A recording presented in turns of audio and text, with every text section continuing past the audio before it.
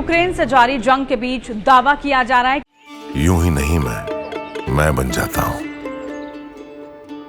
कुदरत के कोने कोने से खूबियां खोज लाता हूं। गुणवत्ता की गहराइयों का गोताखोर हूं मैं। यूं ही नहीं मैं रजनीगंधा बन जाता हूं।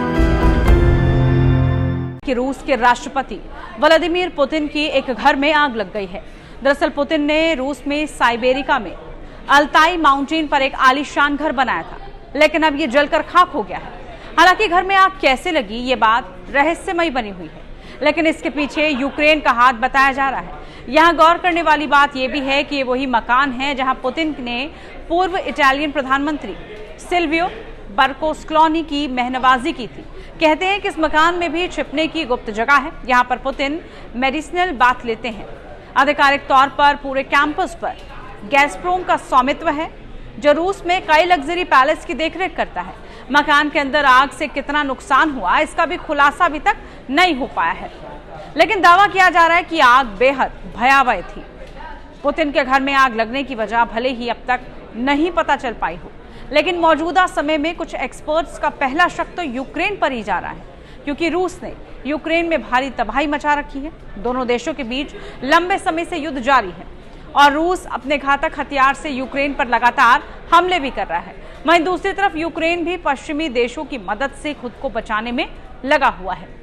पुतिन के घर में आग लगने की जानकारी सबसे पहले ब्लॉगर एमरे अतीस्वे ने दी थी। मामले को लेकर रूस के सिरेना न्यूज ने आधिकारिक बयान देने की कोशिश की, लेकिन पुतिन की टीम से कोई जवाब नहीं आया। बताया जा रहा है कि पुतिन का ये घर बेहद सुरक्षित जगह पर है। यहाँ पर कोई आम रूसी नागरिक नहीं जा सकता। इसके चारों तरफ भारी सुरक्षा रहती है। इसके बावजूद पुतिन के मकान में आग लगने की वजह किसी के समझ में नहीं आ रही है। गौर करने वाली बात यह भी है कि इसी जगह पर पुतिन और उनके परिवार को सुरक्षित रखने के लिए हाईटेक बंकर भी बनाया गया है, ताकि परमाणु युद्ध के दौरान वो सुरक्षित रह सकें। बता दें कि पुतिन का ये पैलेस अल्ताई रिपब्लिक के ओंगुडेस्की जिले में है। इसके पास में ही मंगोलिया, चीन और कजाकिस्तान है।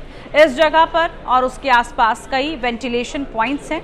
इसके अलावा 110 किलोवाट का अल्ट्रा मॉडर्न सबस्टेशन है, जो सिर्फ यहाँ बिजली सप्लाई करता है, बल्कि सबसे पहले इस पूरे कस्बे को रोशनी भी दी जाती है।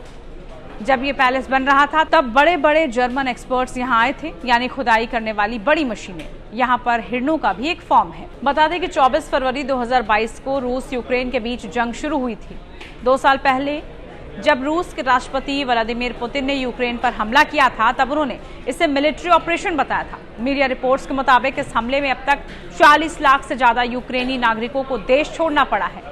ये लोग अब अलग अलग देशों में रिफ्यूजी की तरह रह रहे हैं। 65 लाख से ज्यादा यूक्रेनी देश में ही बेघर हो गए हैं। यूक्रेन के 10,000 आम नागरिकों की मौत हुई है, जबकि 18,500 लोग घायल बताए गए। यूक्रेन का दावा है कि रूस 3.92 लाख सैनिक अपने गंवा चुका है। आपको ये वीडियो कैसी लगी जरूर बताइए। इस तरह की वीडियोस के लिए आप देखते रहिए टाइम्स नाउ भारत डिजिटल। नमस्कार।